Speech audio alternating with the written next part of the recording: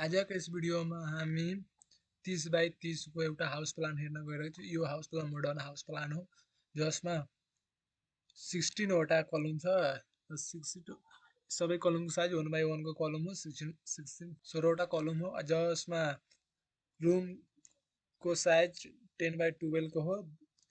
दुईटा रुम हो, एउटा किचन र अर्को एउटा डाइनिङ हल र यहाँ स्टेयरकेस एरिया र यहाँ पोर्च एरिया हो र एउटा टोयलेट र यसमा भएको रुमको साइज 10 बाई 10 को र टोयलेटको साइज 4 into 6 feet 9 inch को हो र अर्को किचनको size 10 feet into 9 feet 1 inch को र डाइनिङ हलको एरिया भन्दाखेरि 10 feet into 9 feet 1 inch को र यहाँ स्टेयरकेस एरिया हो जसमा यसको ल्यान्डिङ हो भन्दा 3 feet को हो। यसमा ल्यान्डिङ र यसमा ट्रेडको साइज भन्दाखेरि ट्रेडको 11 इंच र राइजरको साइज 6 इंच को राइजर हो।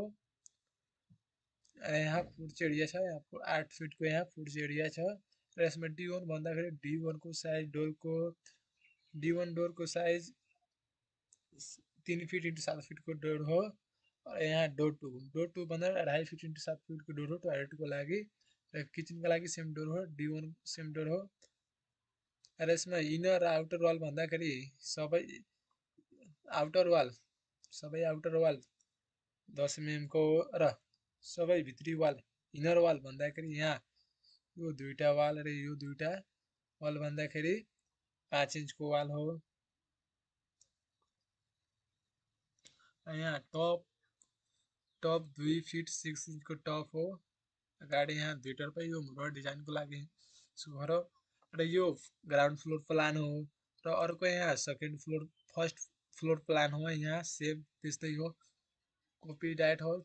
फर्स्ट को से ग्राउन्ड र फर्स्ट सेम हो र यो सेकेन्ड फ्लोर प्लान यहाँ लो टेरेस एरिया छ र यहाँ दुईटा रुम र रुमको साइज 10 बाई 12 को रुम हो र एउटा यो किचन एरियामा ग्राउन्ड फ्लोरको र फर्स्ट फ्लोरको किचन एरियामा हामी किचनमा 10 feet into 9 feet को एउटा बेडरुम र यहाँ डाइनिङ हल त्यहाँ डाइनिङ हल पनि त्यही छ र टोयलेट पनि जुन पोजिसनमा थियो त्यही पोजिसनमा टोयलेट पनि छ, त्यसको साइज पनि सेम हो।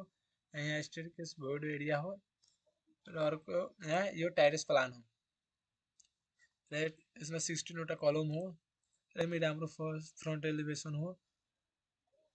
यो 30 बाई 30 को एउटा भिलेजमा बनाउन सक्ने एउटा राम्रो घरको प्लान हो जसले तपाईहरु बनाउन सक्नुहुन्छ र यो प्लानको पीडीएफ चाहियो भन्दाखेरि मलाई कन्ट्याक्ट गर्नु होला।